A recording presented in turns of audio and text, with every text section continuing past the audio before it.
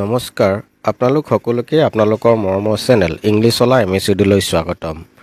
আজিৰ এই ভিডিঅ'ত আজি হৈ যোৱা ডিএমই এক্সামৰ কাট অফ সম্পৰ্কে কিছু কথা আলোচনা কৰিম।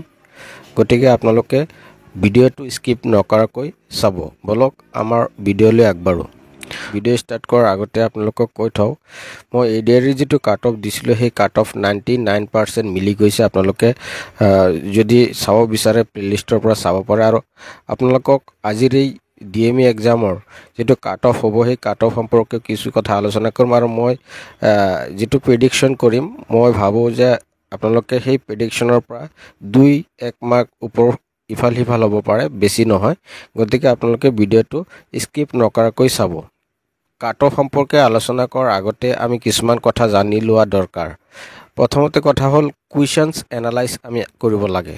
আমি কাট অফ এটা কেনেকুৱা হ'ব তাৰ যিটো 50% ডিপেণ্ড কৰিব কুৱেশ্যন পেপাৰটোৰ ওপৰত। গতিকে কুৱেশ্যন পেপাৰ যদি এনালাইজ কৰোঁ, দেখা যায় যে কুৱেশ্যন পেপাৰটো ইজি টু মডাৰেট আছিলে, অৰ্থাৎ ইমান টান নাছিলে। গতিকে এইফালৰ পৰা আমি ক'ব পাৰোঁ কাট অফ অলপ হাই যাব। নেক্সট আৰু এটা কি পইণ্ট আছে যে ন' নেগেটিভ মাৰ্ক। আৰু নেগেটিভ মাৰ্ক থাকিলে কি হয়, কাট অফ সাধাৰণতে কমি যায়। কিন্তু আপোনালোকৰ আজিৰ এই যিটো এক্সাম হৈ গ'ল, যিহেতু ইয়াত নেগেটিভ মাৰ্ক নাই, গতিকে ইয়াতো অলপ পজিবিলিটি কাট অফ বাঢ়ি যোৱাৰ পজিবিলিটিটো থাকিব। কিন্তু এটা কথা আপোনালোকে মন কৰিব যে যিখিনি কেণ্ডিডেটে এপ্লাই কৰিছিলে সেই গোটেই কেণ্ডিডেটে কিন্তু এক্সাম দিয়া নাই। গতিকে 3 নম্বৰ যিটো পইণ্ট আছে, এবচেণ্ট ফ্ৰম এপিয়াৰিং এক্সাম। আমাৰ ঘৰৰ ওচৰে পাঁজৰে মই জনাত, মই খবৰ লোৱাত মোটামুটি 4-5 জনে এক্সাম দিব যোৱা নাই। গতিকে সেইফালৰ পৰা যদি আপোনালোকৰ ধৰি লৈছোঁ, যদি আপোনালোকৰ 20,000 কেণ্ডিডেটে, এটা মই ছাপ'জ ধৰি লৈছোঁ 20,000 কেণ্ডিডেটে যদি এপ্লাই কৰিছিলে, মোটামুটি ধৰক 30% পৰীক্ষাই দিয়া নাই। গতিকে সেইফালৰ পৰা আপোনালোকৰ যিটো কাট অফ সেইটো অলপ কমিব, সিমান এটা নাবাঢ়ে। এই পইণ্টটোৰ পৰা আপোনালোকে এটা ভাল এটা এজাম্পশ্যন বা ভাল এটা আশা কৰিব পাৰে যে কাট অফ ইমান নাযাব। এতিয়া চাওক, কাট অফ এনালাইজ কৰাৰ আগতে আমি পোষ্ট সম্পৰ্কে আলোচনা কৰোঁ। টোটেল পোষ্ট কিমান আছে? 765টা, অৰ্থাৎ 765টা পোষ্ট আছে। কিন্তু কোৱা ধৰণে কি কৈছিলে, এডভাৰ্টাইজমেণ্টত কোৱা ধৰণে 1:2 ৰেচিঅ'ত মাতিব। গতিকে আমাৰ টোটেল কেণ্ডিডেট তেওঁলোকে কিমান কল কৰিব? 1530জন কেণ্ডিডেটক কল কৰিব। গতিকে আমি এতিয়া যিটো এজাম্পশ্যন কৰিম, এইটো 1530জনৰ ওপৰতহে এজাম্পশ্যনটো কৰা হ'ব।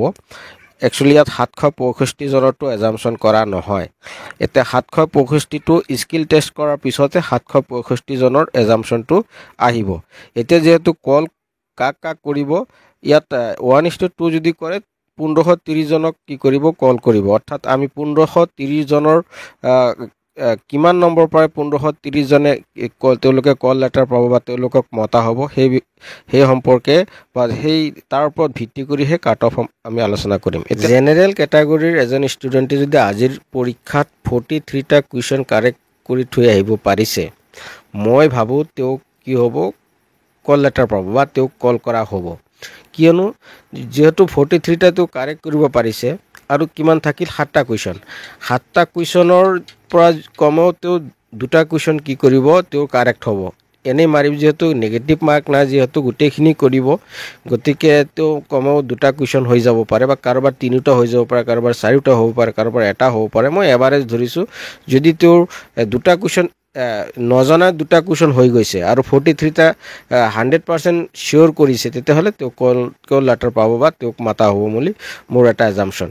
তাৰ OBC কেটাগৰীৰ যদি ষ্টুডেণ্ট এজনে 40টা কুৱেশ্যন 100% কৰিব পাৰিছে, মানে 100% তেওঁ চিয়'ৰ হৈছে, তেতিয়া তেওঁক মতা হ'ব পাৰে বা তেওঁ কল লেটাৰ পাব পাৰে।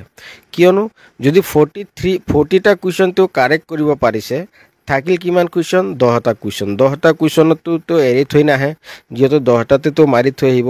তাৰ পৰাও যদি তেওঁৰ মোটামুটি 2টা বা 3টা কুৱেশ্যন হৈ গৈছে, কাৰোবাৰ 4টা হৈ যাব, কাৰোবাৰ 2টা হ'ব, কাৰোবাৰ 5টা হৈ যাব পাৰে 10টা কুৱেশ্যনৰ পৰা। গতিকে যদি তেওঁৰ মোটামুটি 3টা কুৱেশ্যন এক্সট্ৰা আহি গৈছে, তেতিয়াহ'লে 86 যদি তেওঁ পায়, তেওঁক কি হ'ব? OBC কেটাগৰীত তেওঁক মাতা হ'ব পাৰে। আমাৰ বাকী থাকিল SC, ST plain, ST hill, আৰু সেই ST হিল ST প্লেনৰো ঠিক এনেকুৱা ধৰণৰ যে 4 মাৰ্ক বা 3 মাৰ্ক এটা ডিফাৰেঞ্চ থাকিব। এইখিনি আজি ভিডিঅ' চোৱাৰ বাবে ধন্যবাদ।